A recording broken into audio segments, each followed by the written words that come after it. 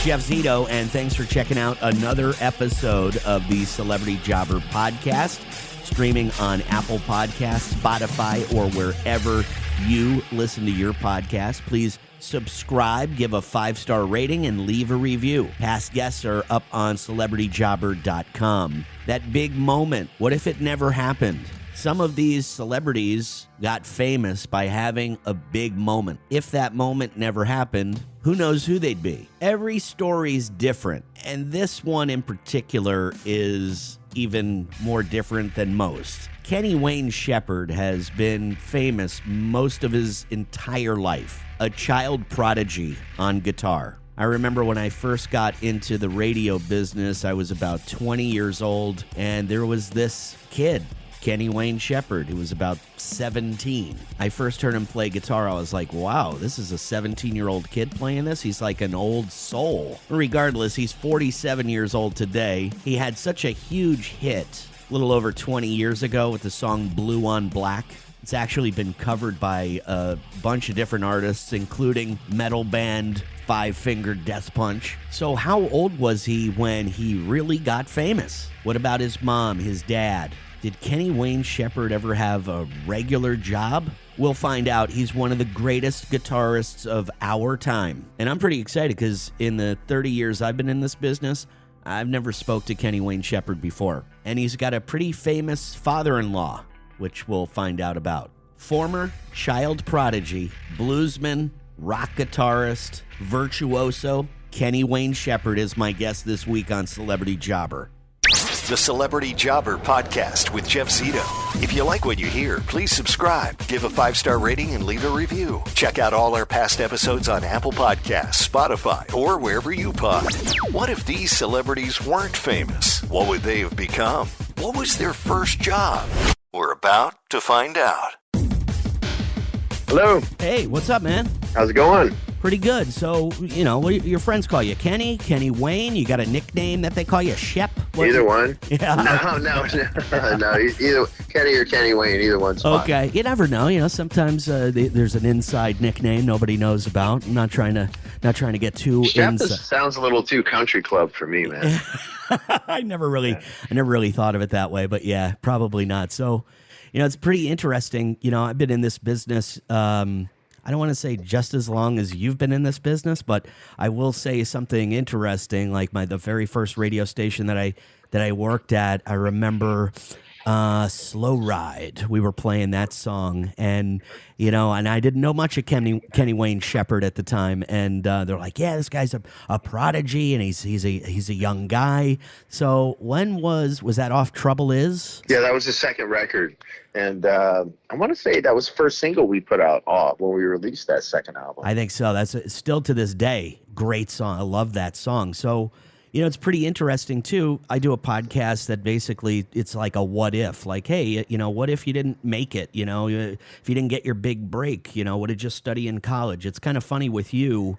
You've been famous, you know, or I should say in showbiz your whole life, right? As far back as you can remember. Yeah, I mean, pretty much, you know, and when I wasn't, my dad was a disc jockey and program director at several radio stations in my hometown. So he was kind of like, you know, the big, you know, celebrity, on-air celebrity there. And so I grew up around the music business and going to concerts and getting to go backstage and see the behind the scenes of the touring industry. And so all that stuff was just kind of, I was absorbing all of that, not knowing that I would end up becoming a musician for my career. But yeah, I mean, I graduated, you know, I basically started performing at age 13 and did my first recordings at 14, put my band together at 15, signed a record deal at 16, recorded it at 17, and graduated high school and never looked back, you know. That's awesome. I mean, that's like what a wild ride, but, you know, well-deserved. I mean,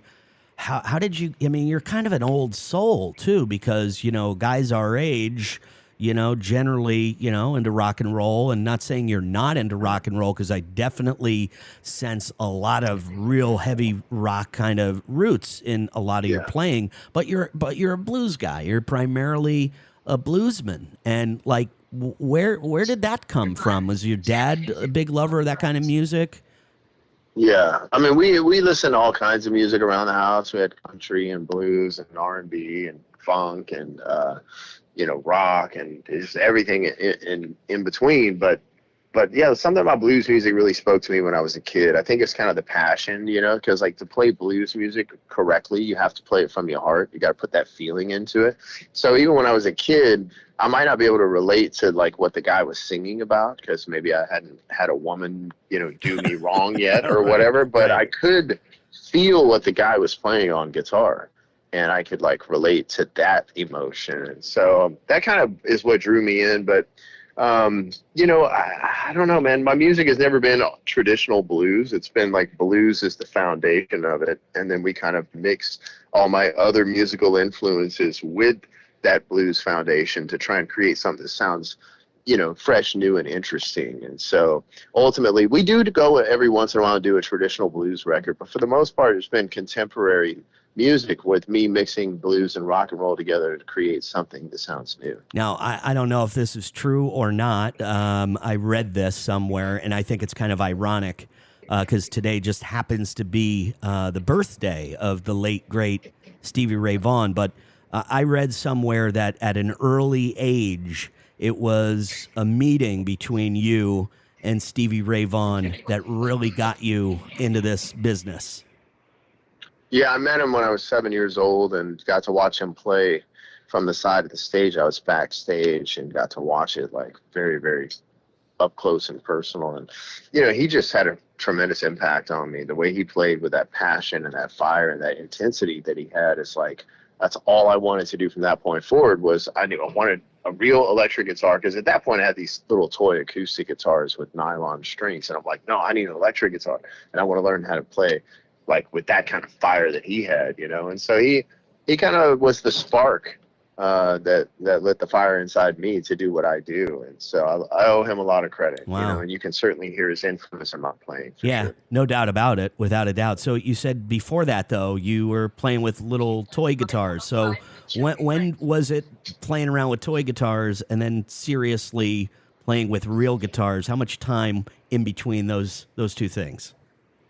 Well, probably like, I started getting those little toy guitars when I was like 4 years old. So I could play like Smoke on the Water, Mary Had a Little Lamb, and simple little things like that. But at age 7 is when I got my first electric guitar. Wow. And that's when I started playing like hours and hours every day after school. I would just sit at home in the living room or in my bedroom with headphones and just play for hours and hours because I loved to do it. And it didn't sound awesome at first. I mean, it took some time, but eventually I got it figured out.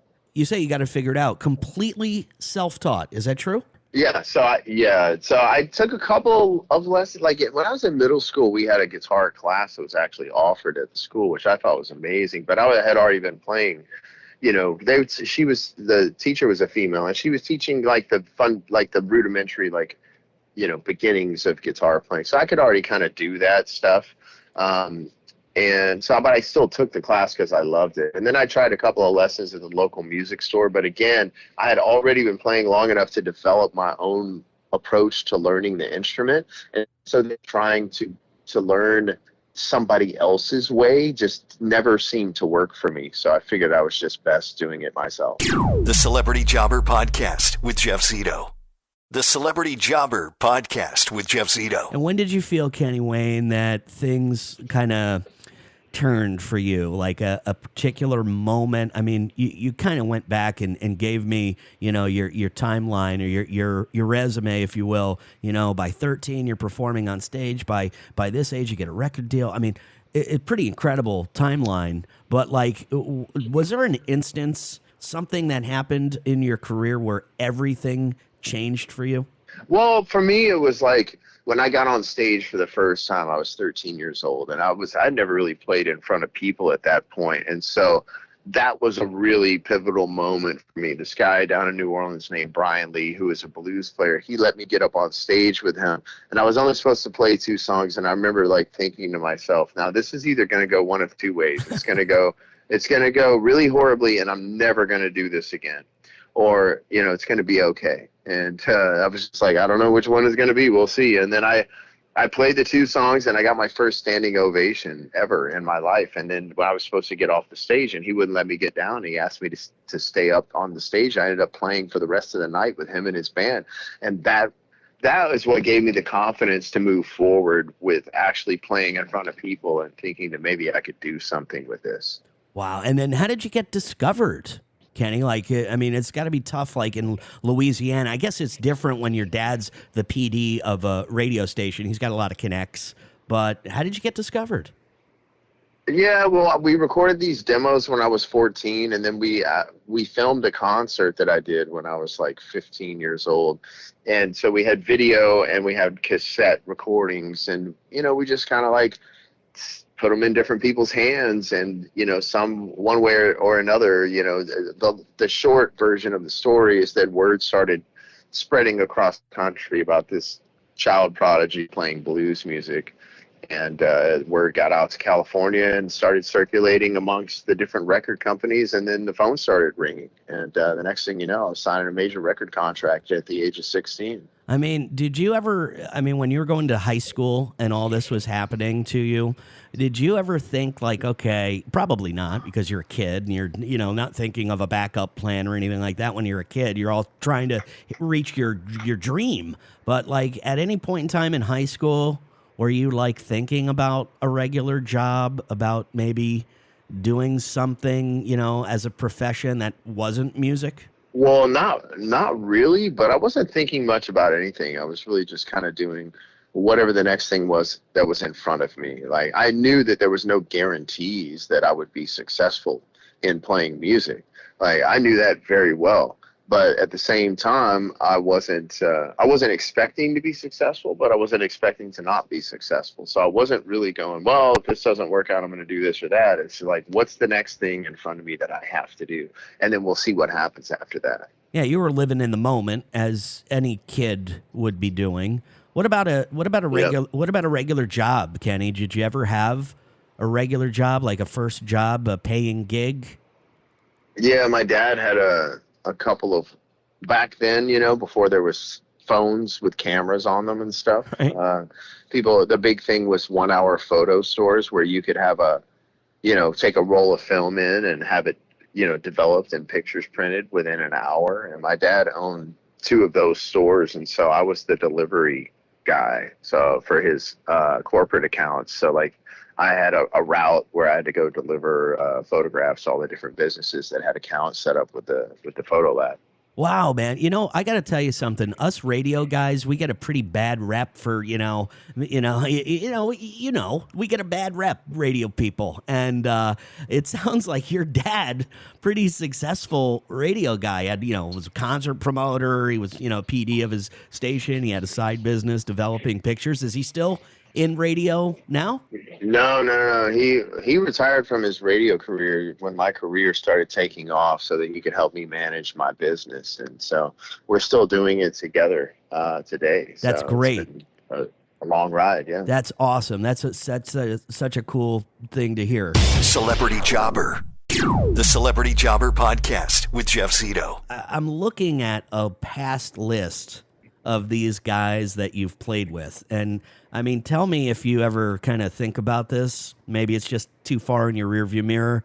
It's just normal now. But I mean, I'm looking at, you toured with Buddy Guy. You opened for Van Halen. You've played with B.B. King, Johnny Lang, the Rolling Stones, Lynyrd Skynyrd, Aerosmith, Bob Dylan, the Eagles. The list goes on. I mean, is like, at any one of those bands, did you ever feel like you were in fantasy land at one particular point in time? Anytime you ever kind of, the young Kenny Wayne Shepherd kind of took the stage and you were like feeling like a child again because you're with these mega artists? Well, absolutely. I mean, with all of them, to be honest with you, to varying degrees, because I grew up listening to every one of those artists. And, when I was a kid, they just seemed like, these entities that were out of the realm of normal people, but then all of a sudden it's like I'm traveling with these people and I'm performing with them. And so, yeah, I mean, to varying degrees, every single one of those tours with those artists was like a kind of a pinch me moment, if you will. Yeah, I would imagine. I would imagine so. And Kenny Wayne, you guys are now touring, doing this like music of Jimi Hendrix, and you've got a huge amount of guitarists on tour with you. So you're a big fan of Jimi Hendrix, number one, and number two. How did this whole thing start off? Yeah, well, Jimmy is absolutely one of my biggest influences, and you can hear it in my playing. So for me, it was a natural thing to be a part of, and there's so many great musicians that are on this tour. And the cool thing is not all of them are blues players or rock players, like a lot of different musicians from a lot of different genres, and it just goes to show how wide the reach of Jimmy and his music is, and how many people he's influenced on a musical level. And so we're all coming together and paying tribute to arguably the greatest guitar player of all time. And he's got a great catalog of music to choose from. So we all have fun playing the songs that we get to play. And I think the fans really enjoy it. Do you do Voodoo Child yourself? Oh, yeah. I mean, every show I've played almost for my entire career, that's always been the last song of my show. And so, yeah, I'm doing that along with about 4 other songs during the show. So, I have a good little set that I get to do. And each one of those songs, I feel like we do well. And you got Zach Weil on tour with you. There's, I mean, how many different, I guess it changes in every city, but who are the main guys you're on tour with?